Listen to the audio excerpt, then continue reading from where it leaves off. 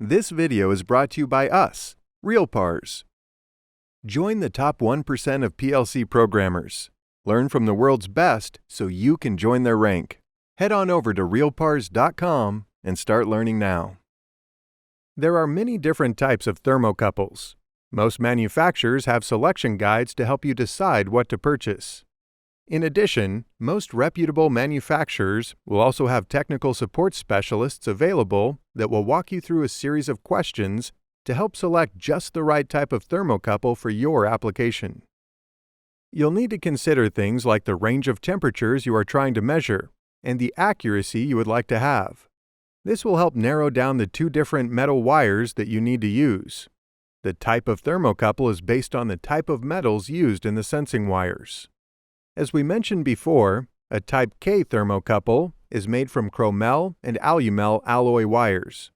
It can be used to measure temperature from around -330 degrees Fahrenheit to over +2,460 degrees Fahrenheit. That temperature range can cover a wide range of applications. You need to keep in mind that the accuracy of a Type K thermocouple may only be about ±5 degrees Fahrenheit across the entire range.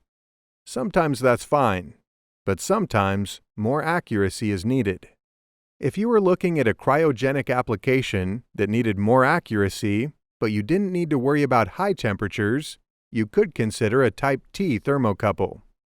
A Type T thermocouple is made from a copper wire and a copper-nickel wire. Type T thermocouples are usually accurate to within a degree or two, so that makes them about twice as accurate as Type K thermocouples.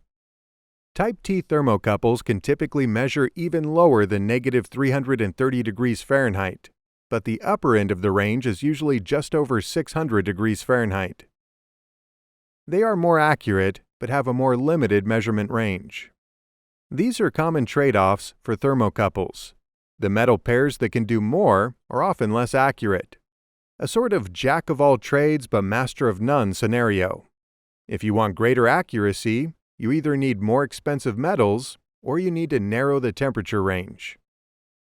In addition to the different types of thermocouples, there are different styles of thermocouples.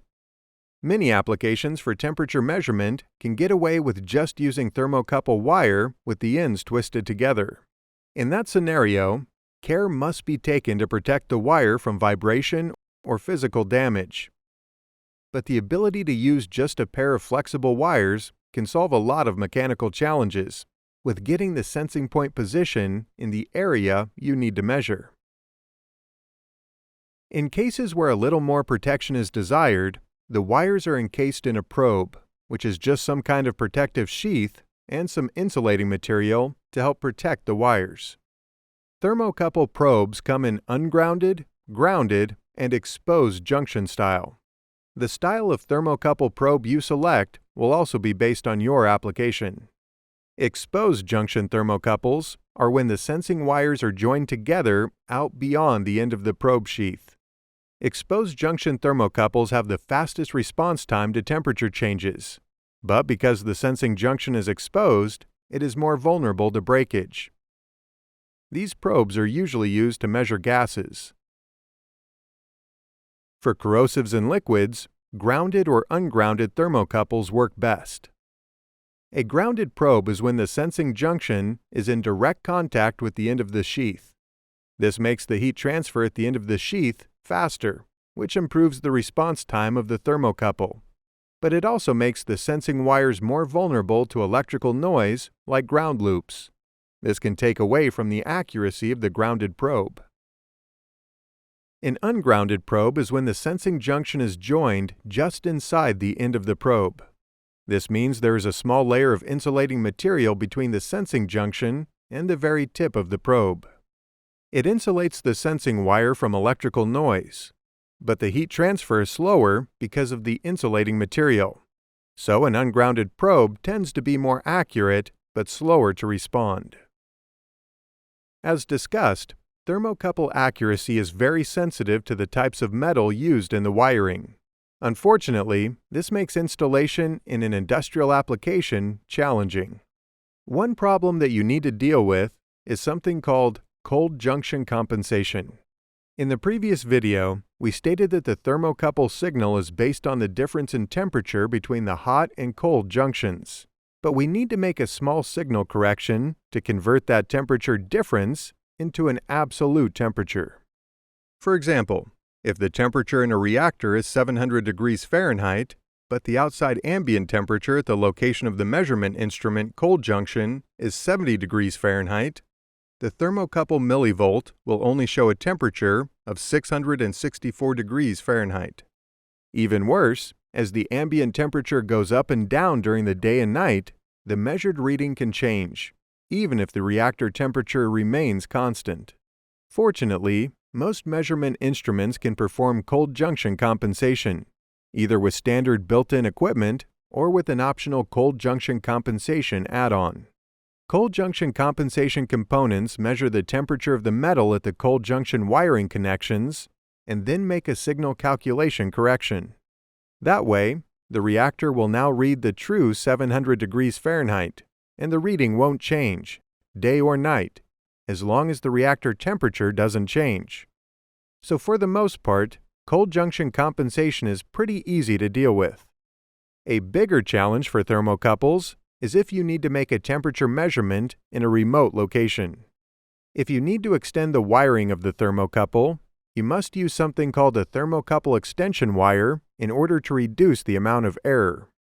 Trying to splice standard copper signal wiring, or even using standard terminal blocks to extend the thermocouple signal, can end up creating additional cold junctions in the circuit and introduce more signal error. Thermocouple extension wires are sold by type, just like thermocouples. A thermocouple extension wire is constructed of the same types of metal as the thermocouple. So when you need to extend a circuit, a thermocouple extension wire of the same type as the thermocouple must be used. Similarly, if you need to use terminal blocks to connect the wiring, the terminal blocks must be constructed of the same types of metal as the individual wires. If you have a Type K thermocouple, you need to use Type K extension wire and special terminal blocks made of chromel and alumel. Trying to extend a thermocouple using standard copper wire will introduce errors into the measurement because the electron movements will be disrupted by the different metals. Additionally, it is not recommended to run thermocouple extension wire over a long distance due to the sensitivity of the signal to electrical noise. If you are trying to go more than 50 to 100 feet, you need to consider using a temperature transmitter that converts the millivolt signal over to another signal type, such as 4 to 20 milliamp. If you have multiple temperature measurements to make in a remote location, a remote I/O rack from your PLC might end up being a good option. Let's look at two different examples. First, we have a refrigerated warehouse at one end of an industrial facility. The control room, or more centralized control system main rack, is located a few hundred feet away. A simple refrigerated warehouse may not require a lot of automation, but you may need to make sure the temperature inside the warehouse remains cold. You could try using thermocouple extension wire, which is cheap, but you now know the signal level of a thermocouple can't run a long distance. So now what do? You could install a remote I/O rack from a PLC system and then put a thermocouple I/O card in the remote rack. But the rack and the I/O card can begin to increase the overall cost of the solution. Instead, you can purchase an inexpensive temperature transmitter that converts the millivolt signal from the thermocouple into a standard 4 to 20 milliamp signal that can more easily travel across a larger distance with greater resistance to electrical noise. But what if you needed to take several measurements at that same warehouse?